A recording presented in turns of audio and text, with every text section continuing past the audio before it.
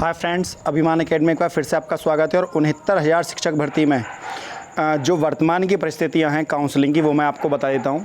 यदि जून माह में सभी ज़िलों का डाटा यदि नहीं आ पाता है और वर्तमान परिस्थितियों में से यदि सरकार काउंसलिंग कराती है, तो जैसा कि आपको पता है 5800 कुछ सीटें खाली पड़ी हैं।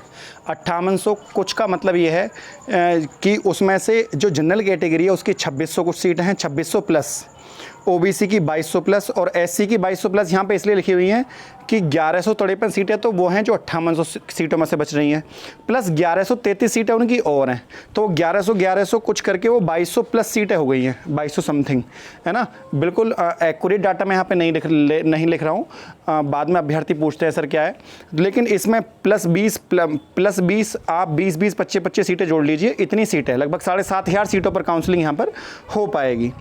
तो ये वर्तमान का डाटा है। जो यदि सरकार जो 14 ज़िले हैं उनका बीएसए का डाटा नहीं आता है, और यदि जून में काउंसलिंग यदि सरकार कराती है, ऐसी स्थिति में यदि जहां भी फर्जी शिक्षक पकड़े गए हैं, यदि वो भी डाटा यदि शामिल कर लिया जाए तो काफ़ी सीटें यहाँ पर खाली हो जाएंगी। लेकिन ऐसा सरकार कम ही करती है। सरकार थर्ड काउंसलिंग को जल्दी ख़त्म करा के एक नई भर्ती निकालने के बारे में सोचेगी।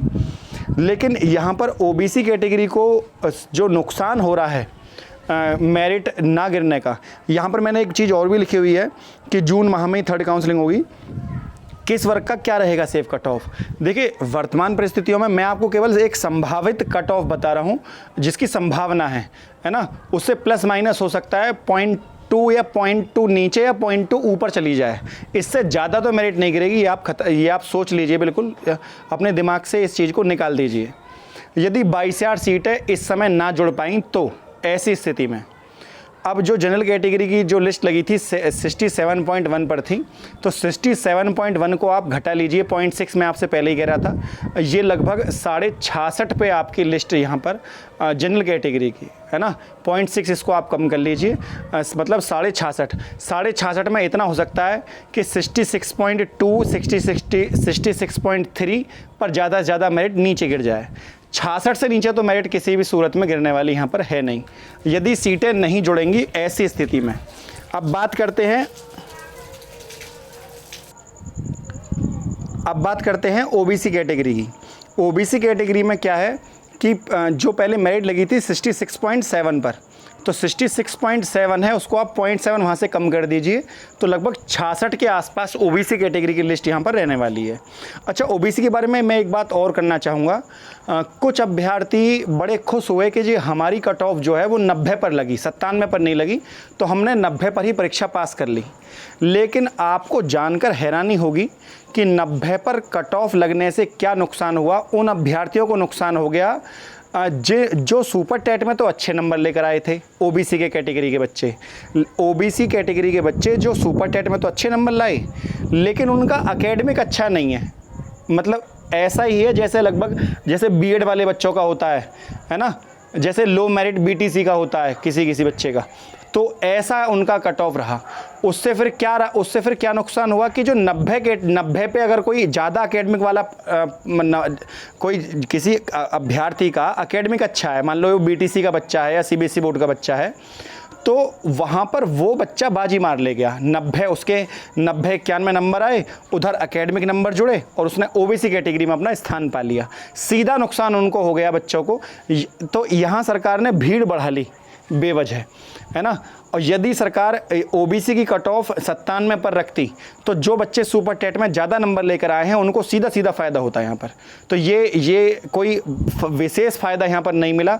जो मेधावी बच्चा है जो सुपर टेट में ज़्यादा नंबर लेकर आया, जैसे बीएड वाले बच्चे दर की ठोकर खा रहे हैं इस समय, उनका जिनका एकेडमिक कम मार्क्स हैं, जिनका एकेडमिक कम है, ऐसे बच्चे जिनके 105 से 110 नंबर से ऊपर नंबर है, उन बच्चों का भी सिलेक्शन नहीं हुआ।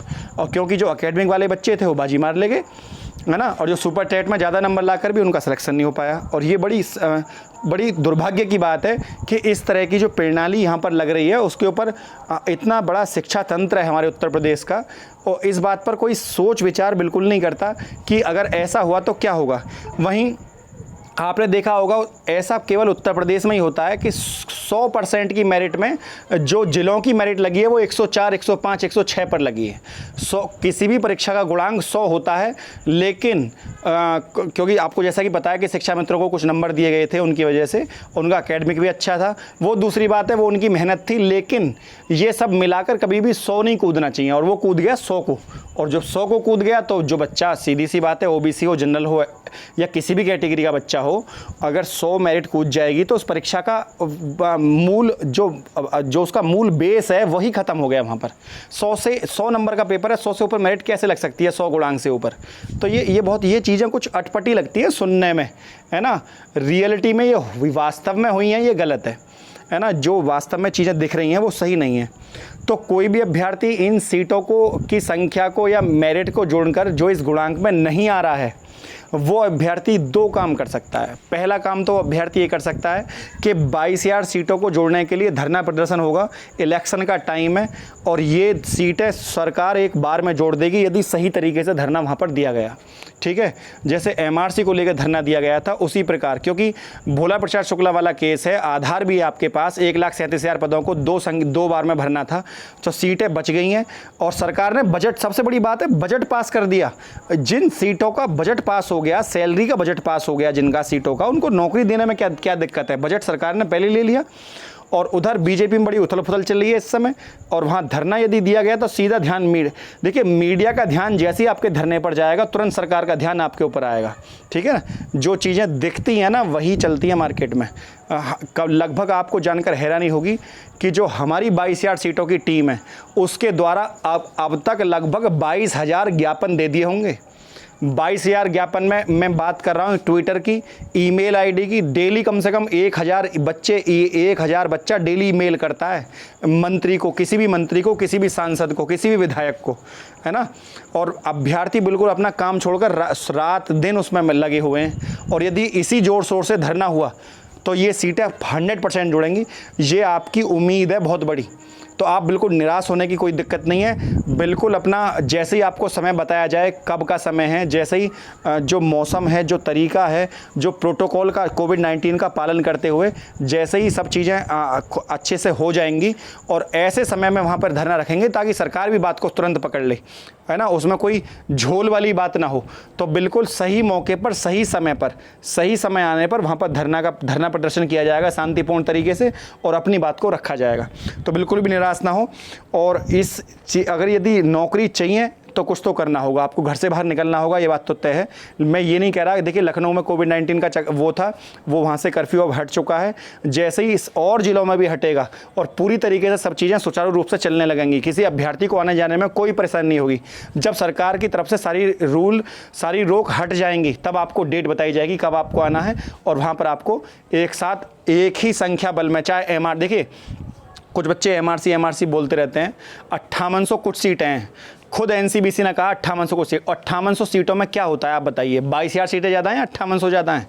वो 22,000 सीटों को में से यदि ओबीसी को सीटें दे दी गई तो कितनी मिलेंगी? 5800 से लगभग 11 से 12,000 सीटें मिलेंगी ओबीसी को। सीधा फ़ायदा है।